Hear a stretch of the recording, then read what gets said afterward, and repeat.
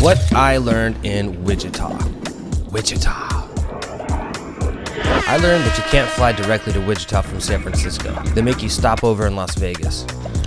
I learned that if I won $8 in Vegas once a year, I'd be doing better than 99% of the people who go to Vegas. Wichita is in the middle of America, like exactly in the middle. It calls itself the air capital of the world, was voted America's #1 most affordable place to live, and has the world's second largest IMAX. I learned that Pizza Hut was created in Wichita, but it's really more of a brick shack than a hut. This is Chirag. He's a San Francisco-based graphic designer and does artwork under the name Pardon My Hindi. Have you ever seen one of these stickers? Probably. His work often explores the duality of being Indian American. And that's not necessarily a huge shocker given the fact that his parents are devout Jains from India and he was sent to a Catholic school in New Jersey. We were picked up by Chirag's cousin Sam and whisked away to our accommodation, the Budget Motel. Sam comes from the Gujarat region of India, and in one generation, people from this area now own half of all American hotels and motels. They own every single motel that you're looking at right now, and yet the Indian population of Wichita is 0.05%.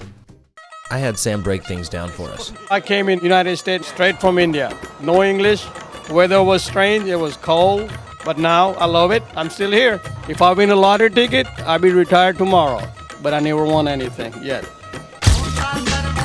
Chirag has a photo-based project in the Smithsonian right now called the Arch Motel Project, which is about how Gujaratis have been using American motels as landing pads for their families to enter the United States for the past 35 years. Not only was the Arch Motel where Sam had his first job in America, it's also where Chirag grew up.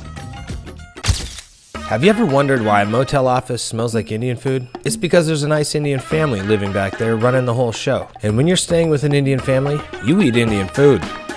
Leafy patra, steamed dokla, and little crispy sev to go on top. You want some Indian snacks? Indian snacks is good. And Indian snacks.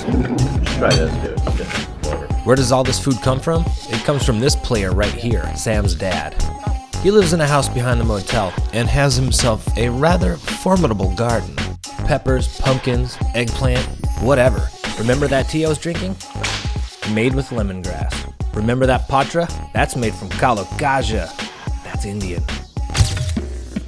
I learned that Wichita has a history with the Native Americans. There's a sculpture where the Big and Little Arkansas rivers meet called Keeper of the Plains. And to get to it, you need to walk over a bridge that is suspended by giant vaginas. Now this thing's cool and all, but we were told that the real action goes down at night. So we brought Chirag's niece and nephew Sam and Sonam down to check it out. For 15 minutes a night, all summer long, they light the ring of fire. And it's tight. I learned that you can get a decent bowl of fun in Wichita, and also where dog food is made. No relation. Pool seems to be a dying sport, which is sad. A lot of places for some reason would rather you not bring guns into them. There are a lot of dollar stores in Wichita, so I thought I'd cruise in to see what the hype is all about. There are in fact many fine items for $1, but not everything.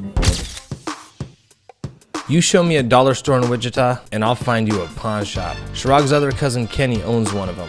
He's got everything from the latest exercise equipment to practical transportation, television, tires, tools. Cousin Kenny's got you covered, unless you ask him what to do in Wichita. What do you think I should do in Wichita? There's not much to do in Wichita. Nightlife is pretty hit and miss.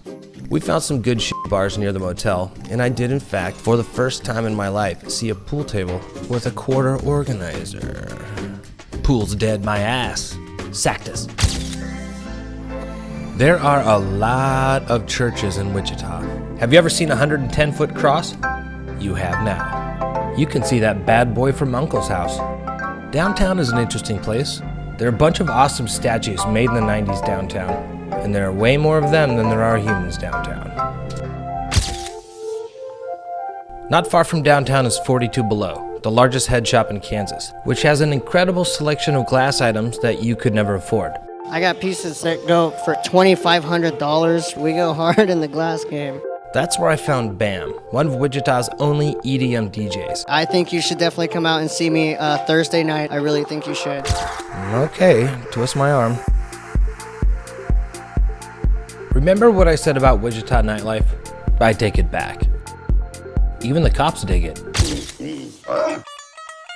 Although it's affordable, Wichita is a rich place.